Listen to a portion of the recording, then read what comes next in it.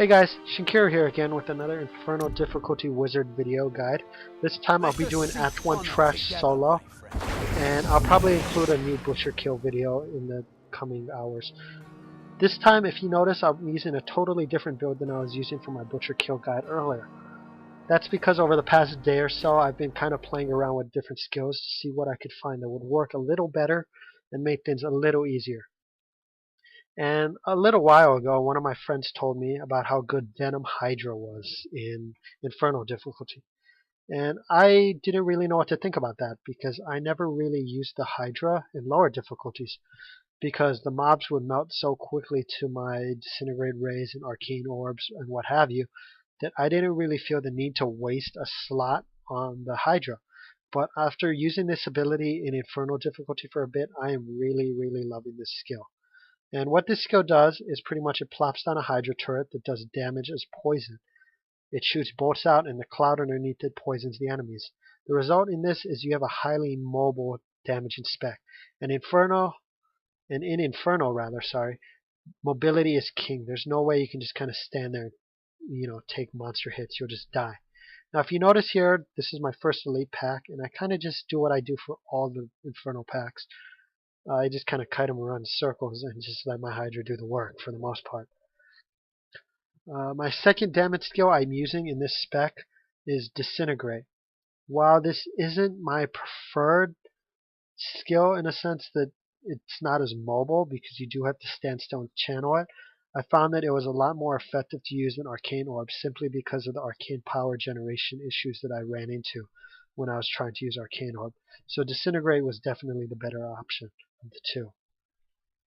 And of course the rune for this is Chaos Nexus as always. The extra bonus damage from the smaller rays really helps out and makes it a lot stronger than it would be otherwise. For my magic weapon, I also changed that around a bit for this video. I normally run Force Weapon, which gives an increase in damage. And while I like Force Weapon, I decided to give Venom Weapon a try, and I really like Venom Weapon as well. Pretty much what it does, the rune causes your weapon attacks, or your attacks rather, to poison the enemies. And so pretty much what I'm doing is I just hit the monster with a ray, drop a Hydra, and let the dots tick it down from there. Force armor, and diamond skin is pretty much the norm for me as well because I really don't see how you can get through Inferno difficulty without force armor simply because the monsters hit for so much damage that you would have to be extraordinarily geared, I feel, to get through this content without force armor. Although I have heard rumors that it's too overpowered and Blizzard is planning on doing a nerf, but nothing's been confirmed or said by any official blue poster dev blog that I'm aware of yet on the issue, so I don't know if that'll actually occur or if it's just talk. But the skill is definitely necessary, and I would definitely say use it while you can. For my last skill I use Wave of Force. I like Wave of Force a lot more than Frost Nova. I think I've used Wave of Force ever since normal difficulty when I got it. It's just an amazing skill. It's a lot better than Frost Nova, I feel like, because if you're boxed in a corner, and it happens on occasion, you get kind of trapped in a sticky situation where you need the monsters to move so you can run away. Frost Nova kind of just freezes them in place, but you're still in that bad situation when the monsters unfreeze. Whereas Wave of Force kind of knocks them back and stuns them. And if you notice here, I die for the first time in this video. I find that the invincible minions is really hard to deal with. But luckily when I respawned, the monster was still at low HP. And that's another thing I'm not too sure of if it's a bug or not, because I know the monsters heal a bit after you die, but there's been occasions where the monsters went from near nothing, no health, all the way back to full after a 3-second respawn, and I'm right back there. So I don't know if that's like an intended bug that they heal or if they're not supposed to heal.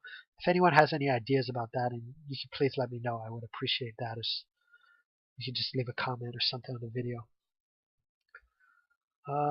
So yeah, this spec, it works pretty decently on the trash. you can pretty much stack your Nephalem Valor up to 5 quite easily on the rare packs. And for those of you who don't know what Nephalem Valor is, at level 60 you get a stacking buff. It's called Nephalem Valor.